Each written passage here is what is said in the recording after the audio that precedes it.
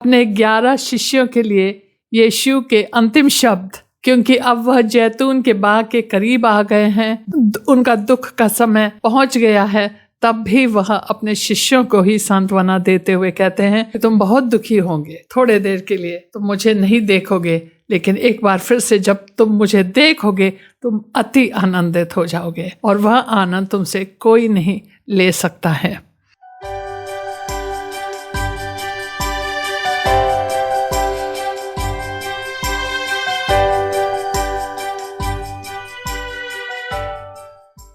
आप सबका choose life now में एक बार फिर से स्वागत है और आज हम लोग यूहन्ना रचित सुसमाचार के 16वें अध्याय के दूसरे भाग में पहुंचे हैं। यीशु अपने शिष्यों से ये कहते हैं, थोड़ी देर 16 पद, 16वें अध्याय का 16 पद, थोड़ी देर में तुम मुझे ना देखोगे और फिर थोड़ी देर में मुझे देखोगे।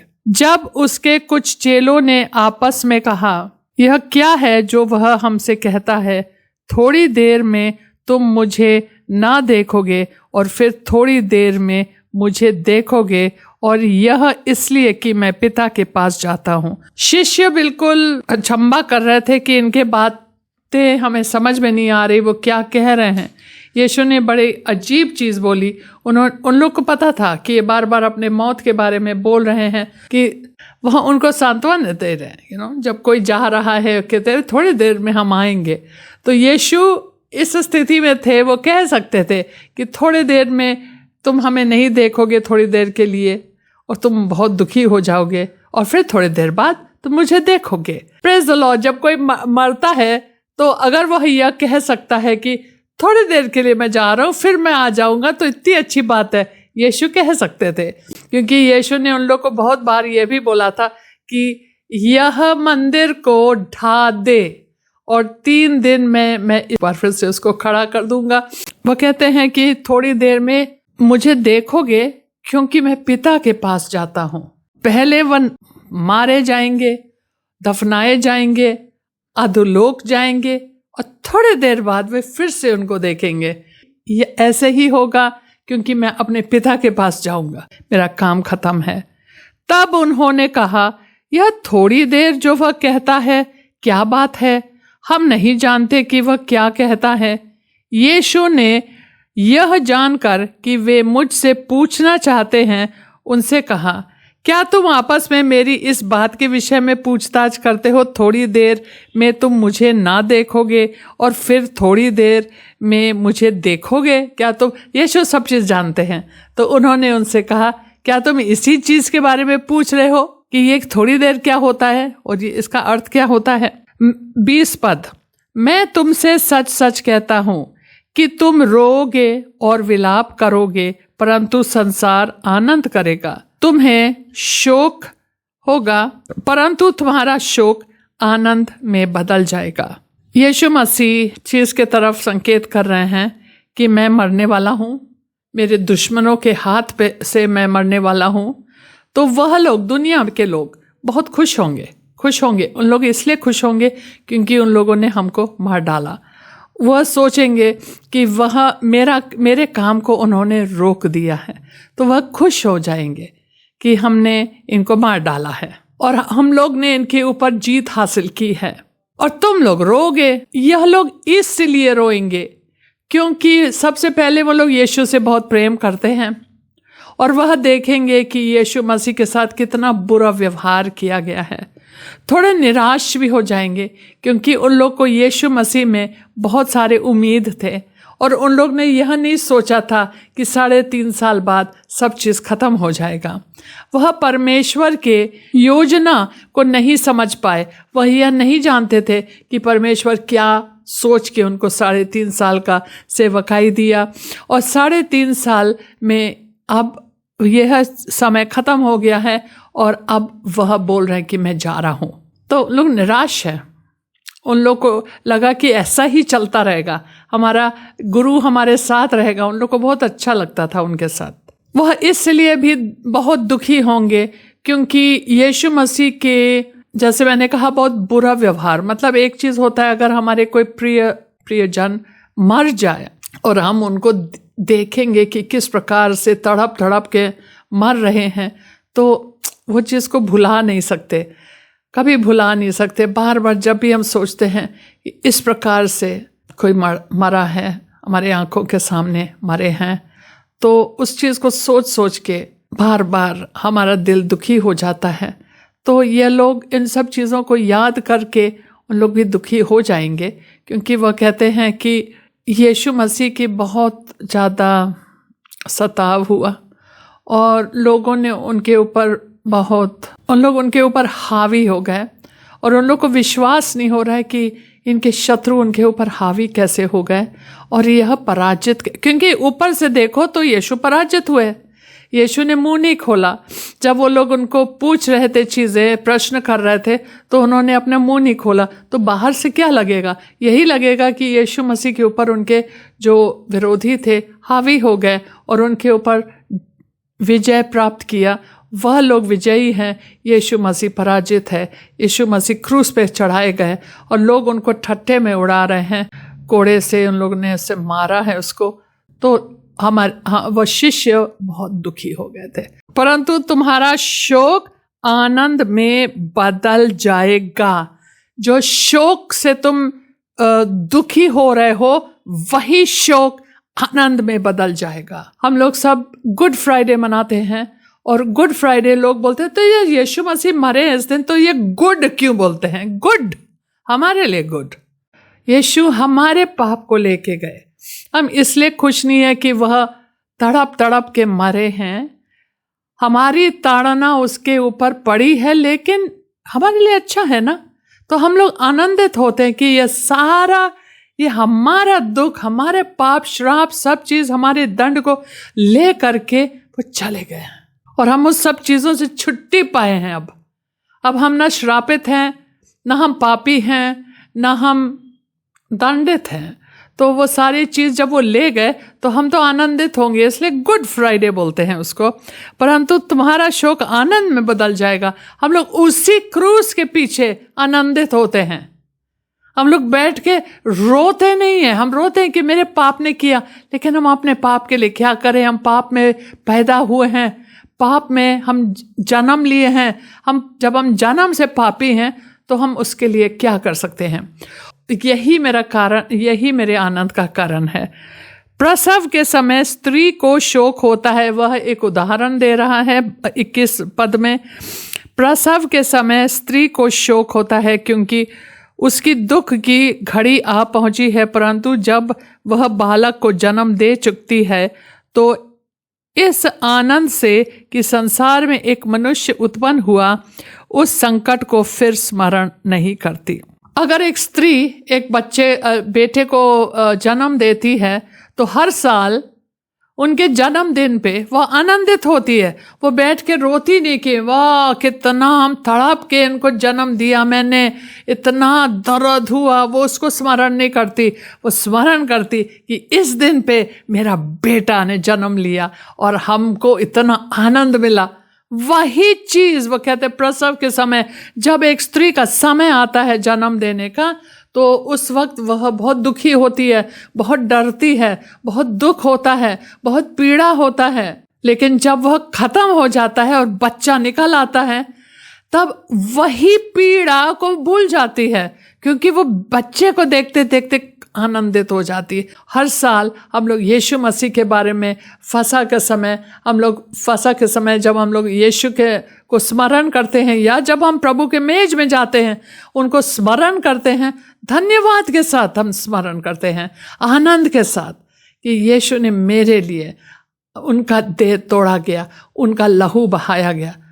उनके लिए आसान नहीं था, और किसी स्त्री का वह समय, तो वह यह बोल रहे हैं कि मैं एक नए मनुष्य को जन्म दे रहा था। यह समय है जब मैं एक नए पुरुष को, नए सृष्टि को वह जन्म दे रहा है। तो वह भी बहुत पीड़ा में से निकले हैं, अधोलोक गए हैं और बहुत कोड़े खाए हैं, लेकिन एक नए सृष्टि बन गया, एक नया मनुष्य पैदा हो गया इस संसार में, जिसके वजह से पिता परमेश्वर, सारे स्वर्ग के स्वर्गदूत और यीशु खुद बहुत आनंदित हो जाते हैं, वह पीड़ा को भूल जाते हैं। कितना अच्छा उदाहरण दिया स्त्री के बारे में, क्योंकि खुद उन्होंने एक नई सृष्टि को जन्म दिया क्रूस पे अपनी पीड़ा के द्वारा। और वहाँ लिखा है कि 22 पद, उसी प्रकार तुम्हें भी अब तो शोक है, परंतु मैं तुमसे फिर मिलूंगा और तुम्हारे मन आनंद से भर जाएंगे और तुम्हारा आनंद कोई तुमसे छीन ना लेगा। वाह!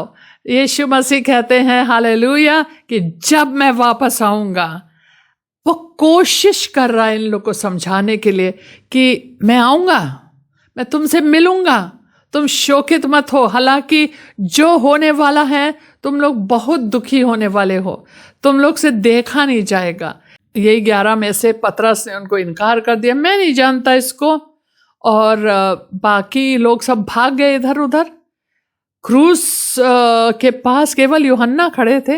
ये यूहन्ना जिन्होंने यह सुसमाचार लिखा है वही खड़े थे, क्योंकि यीशु ने उनसे बातचीत की क्रूस से। यह आनंद हमारे साथ निरंतर रहता है, जो भी चीज़ हमारे जीवन में होने पाए, लेकिन यह आनंद है कि हमें यीशु मसीह ने धर्मी ठहराया। हमारा परमेश्वर हमसे क्रोधित नहीं है और वह हमारे दंड को ले लिया, हमारे मौत को ले लिया। ईसाई विश्वासी लोग मरते थोड़ी हैं, जरूर यहाँ से जाते हैं, जरूर इस शरीर को छोड़ जाते हैं, मरते नहीं, केवल यीशु में सो जाते हैं और फिर दूसरे तरफ जब निकलते हैं तो यीशु से मिलते हैं। तो हम लोग के इवन मौत में जय है, मौत में भी जय है। मौत में मौत हमारे ऊपर जयवंत नहीं हो सकता, जरूर मार डाला है। अगर कोई बीमार हो जाए और वह अपनी बीमारी से जयवंत ना हो पाए तो क्या हुआ, यीशु के पास चले गए। Hallelujah, hallelujah. 23 पद, उस दिन तुम मुझसे कुछ न पूछोगे, मैं तुमसे सच सच कहता हूँ, यदि पिता से कुछ मांगोगे तो वह मेरे नाम से तुम्हें देगा। यीशु बोलते हैं मैं तुमसे फिर से मिलूंगा। एक तो अपने पुनरुत्थान के बाद वह मिलेंगे और फिर 40 दिन यहाँ रहते हैं, इसी जगह पर रहते हैं 40 दिन। तो उन लोग से कई बार मुलाकात भी करते हैं और वो लोग जानते हैं कि यीशु मसीह एक बार फिर से जीवित हो गए। वो मरे नहीं, वो मर गए और फिर आ गए वापस, और एक उनका शरीर महिमा से भरा हुआ शरीर है। अब तक तुमने मेरे नाम से कुछ नहीं मांगा, मांगो तो पाओगे, ताकि तुम्हारा आनंद पूरा हो जाए। से तुम मुझसे एक बार फिर से मिलोगे और आनंदित हो जाओगे।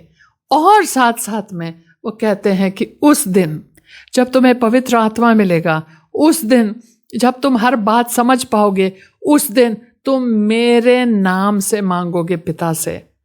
वह यहाँ कहते हैं कि तुम मुझसे नहीं पूछोगे, अभी तो तुम सब चीज़ मुझसे पूछते हो, तुम्हें मुझसे पूछने की कोई आवश्यकता नहीं होगी। मैं तुमसे सच सच कहता हूँ, तुम पिता से मांगोगे और वह मेरे नाम से तुम्हें देगा। मेरे नाम से तुम्हें देगा। वह मेरे नाम से क्यों देता है? क्योंकि हम जब यीशु के नाम से जाते हैं, एक तरीके से यीशु ने अपने पिता को इतना प्रसन्न किया कि उनको पूरा हक है कि वह यीशु के पास जाएं, और हम यीशु में हैं। पवित्र आत्मा के द्वारा हम यीशु मसीह में हैं, और क्योंकि हम उसमें हैं, उसी के नाम के हक से हम भी जाते हैं। यीशु के नाम में अधिकार है, हम कहीं भी जा सकते हैं। यीशु के नाम में हम स्वर्ग के सिंहासन, परमेश्वर के सिंहासन के निकट जा सकते हैं यीशु के नाम में। हालेलुया। अगर हमें किसी चीज़ की ज़रूरत है, अब हम एक बार फिर से आपको नहीं बताएंगे कि किसी चीज़ का मतलब किसी चीज़ नहीं, लेकिन जिस चीज़ की ज़रूरत है परमेश्वर के वचन और उनके इच्छा के अनुसार जब हम मांगते हैं, हम यीशु के नाम में जाके मांगते हैं। हमें यीशु से मांगने की ज़रूरत नहीं है। अब तक तो तुमने मेरे नाम से कुछ नहीं मांगा, मांगो तो पाओगे, और इस मांगने से और पाने से तुम आपको बहुत आनंद मिलेगा। परमेश्वर चाहता है कि हमारे संतान मेरे पास आए। जब वो हमको देखते हैं, क्योंकि हम यीशु में हो करके और उन्हीं के अधिकार में और उन्हीं के नाम में जाते हैं, तो जब वह हमको देखते हैं वह आनंदित हो जाते हैं। और यीशु, वही प्रेम जिससे उन्होंने यीशु को प्रेम किया, उसी प्रेम से हमको भी प्रेम करता है। इब्रानी में लिखा है पूरे हियाव के साथ, क्योंकि यीशु ने अपने लहू के द्वारा तुम्हारे लिए एक नया और एक जीवित मार्ग बनाया है। हम जा सकते हैं बिल्कुल सिंहासन के पास और यीशु के नाम से मांग सकते हैं और तुम पाओगे और तुम्हारी आनंद पूरी हो जाएगी। Praise God. मैंने ये बातें तुमसे दृष्टांतों में कही है, परंतु वह समय आता है कि मैं तुमसे फिर दृष्टांतों में नहीं कहूँगा, परंतु खोलकर तुम्हें पिता के विषय में बताऊंगा। अभी तक तो दृष्टांत के द्वारा मैं बातें बताता था, क्योंकि दृष्टांत के द्वारा लोगों को ज़्यादा अच्छा समझ में आता है। जब हम एक दृष्टांत का इस्तेमाल करते हैं तो वो कहता है उस दिन मैं तुमको दृष्टांतों में कुछ नहीं बताऊंगा। वह समय आता है कि हम दृष्टांतों में नहीं कहूँगा, परंतु खोल कर तुम्हें पिता के विषय में बताऊंगा। यह वह दिन होगा जब पवित्र आत्मा आएगा और हमारे अंदर वास करेगा और हमें सारे सत्य में लेके जाएगा। उस दिन दृष्टांत की जरूरत नहीं है, वह दिन आ गया है। हम लोग को दृष्टांत में इस चीज़ों को समझाने के लिए कोई आवश्यकता नहीं है। तो लिखा है कि उस दिन हम लोग खुल के बातें करेंगे पिता के बारे में। उस दिन तुम मेरे नाम से मांगोगे, दोबारा कह रहे हैं, और मैं तुमसे यह नहीं कहता कि मैं तुम्हारे लिए पिता से विनती करूंगा, क्योंकि पिता तो आप ही तुमसे प्रेम रखता है, इसलिए कि तुमने मुझसे प्रेम रखा और यह भी विश्वास किया है कि मैं पिता की ओर से आया हूँ। तो वो बताते हैं कि उस दिन तुम्हें दृष्टांतों में कुछ नहीं बताने की जरूरत है और तुम्हें मेरे नाम से केवल मांगने की जरूरत है। मैं ये नहीं कह रहा है कि मैं वहाँ पिता से विनती करूंगा, हे पिता सिफारिश करूंगा तुम्हारे लिए। विनती मैं नहीं करूंगा तुम्हारे लिए, तुम्हें केवल मांगना है पिता से मेरे नाम में, क्योंकि मेरे नाम में अधिकार है तुम्हें। तो हम जा सकते हैं बिल्कुल यीशु में हो करके और हम मांग सकते हैं यीशु के नाम से। और कहता है तुम्हें पाओगे। यीशु विनती नहीं करेगा और कहते हैं इसलिए मुझे विनती करने की जरूरत नहीं है, क्योंकि पिता परमेश्वर तुमसे प्रेम करता है, हमसे प्रेम करता है। इसलिए क्योंकि हमने यीशु से प्रेम किया और हमने विश्वास किया। ये चीज़ हमें विश्वास करना है कि यीशु मसीह पिता की ओर से आया है, पिता के तरफ से आया है। पिता की योजना थी कि यीशु मसीह आए इस धरती पे और यहाँ पे अपने प्राण दे हमारे लिए। हमको विश्वास है ये चीज़ें, और क्योंकि हमने परमेश्वर की योजना पर विश्वास की और उनके पुत्र से प्रेम किया, वो भी हमसे प्रेम करते हैं। पद संख्या 28, मैं पिता की ओर से जगत में आया हूँ, मैं फिर जगत को छोड़कर पिता के पास जाता हूँ। यह पद में हमारा सुसमाचार है पूरा, कि मैं स्वर्ग से उतरा अपनी महिमा को छोड़ के और पिता की ओर से जगत में आया, इस धरती पे आए, मनुष्यत्व को पहन लिया और फिर इस जगत को छोड़ दिया। जब मैं मरा तो हमें मरना जरूरी है, इस जगत को एक बार फिर से छोड़ दिया और फिर पिता के पास जाता हूँ। सारा काम पूरा हो गया, फिर से जाता हूँ। बेसिकली उनका पूरा उद्देश्य, जिस उद्देश्य से आया है, जो परमेश्वर ने यीशु मसीह को आज्ञा दी है, यही तुम जाओ नीचे धरती पे जाओ, मनुष्य बनो और फिर जब तुम धरती को छोड़ के वापस आ जाओ अपना कार्य पूरा करके। यीशु मसीह परमेश्वर का वचन है। और यशाया 55 में मुझे सडनली याद आया, यहाँ पे लिखा है पद संख्या 11 में, उसी प्रकार से मेरा वचन भी होगा जो मेरे मुख से निकलता है, वह व्यर्थ ठहर कर मेरे पास ना लौटेगा, परंतु जो मेरी इच्छा है उसे वह पूरा करेगा, और जिस काम के लिए मैंने उसको भेजा है उसे वह सफल करेगा। ये यीशु के बारे में लिखा है। 29 पद, उसके चेलों ने कहा, देख अब तो तू खोल कर कहता है, क्योंकि उन्होंने कहा उस दिन हम दृष्टांत में नहीं बताएंगे, हम साफ साफ बताएंगे। तो ये लोग ऐसे बोलने लगे, देख अब तो तू खोल कर कहता है और कोई दृष्टांत नहीं कहता। अब हम जान गए कि तू सब कुछ जानता है और इसकी आवश्यकता नहीं कि कोई तुझसे कुछ पूछे। तो बोले कि हाँ, अब हम लोग समझ गए, अब तुम दृष्टांत नहीं कहते हो, अब हम जान गए कि तुम सब कुछ जानते हो और इसकी आवश्यकता नहीं कि कोई तुझसे कुछ पूछे। इससे हम विश्वास करते हैं कि तू परमेश्वर की ओर से आया है। तो यीशु कहते हैं उनको, यीशु जानते थे कि बेचारे अपने दिल से बोल रहे हैं, जो भी बोल रहे हैं अपने दिल से बोल रहे हैं। 31 पद, यह सुनकर यीशु ने उनसे कहा, क्या तुम अब विश्वास करते हो? तो सच में तू विश्वास करते हैं? एक बार याद है पतरस ने कहा, सब लोग तुम्हें छोड़ देंगे प्रभु, मैं तुम्हें कभी नहीं छोड़ूंगा, सब तुम्हें त्याग देंगे, सब लोग तुमको त्याग दे, मैं तुमको कभी नहीं छोड़ूंगा। उसने कहा, रियली? तुम हमको नहीं त्यागोगे? आज रात मुर्गा बांग नहीं देगा और तुम हमको 3 बार इनकार कर चुके होंगे। तो अब यीशु मसीह उसी प्रकार से इन लोग को भी बताने जा रहे हैं। वह कहते हैं, क्या तुम अब विश्वास करते हो? देखो वह घड़ी आती है, वरन आ पहुंची है, कि तुम सब तितर बितर होकर अपना अपना मार्ग लोगे और मुझे अकेला छोड़ दोगे। क्या तू विश्वास करता है हमारे ऊपर? और अब तुम जानते हो कि हम पिता के तरफ से आए हैं। ये सब इतने बड़े बातें तुमने अभी बोल दी कि सब कुछ तुम जान चुके हो, सब कुछ समझ चुके हो। कहता समय आ चुका है, बहुत निकट है कि तुम लोग सब एक तरफ निकल जाओगे, तितर बितर हो जाओगे और हमको छोड़ दोगे अकेले। लेकिन तो भी मैं अकेला नहीं, क्योंकि पिता मेरे साथ है। अपने गुरु को, अपने रब्बी को जब लोग उनके साथ बुरा व्यवहार करने लगे और उनको गिरफ्तार करने लगे, मारने लगे, पीटने लगे, ठट्टे में उड़ाने लगे, भाग गए डर के मारे, कहीं हम ना पकड़े जाए। स्वाभाविक है, जितना भी प्यार करो वो लोग सोचे भैया ये उनके साथ हो रहा है, वो तो हमारा रब्बी है, वो कुछ ना कुछ कर देगा, हम हमारे साथ ना होने पाए। ऐसे सब निकल गए। पतरस थोड़ी दूरी पे बना रहा, लेकिन आखिर में उसने भी इनकार ही कर दिया। फिर यीशु कहते हैं, तुम लोग सब हमको छोड़ के चले जाओगे, लेकिन हमारा पिता हमारे साथ बना रहेगा। और इस चीज़ पे हमें आपको वो मैं पढ़ना चाहती हूँ।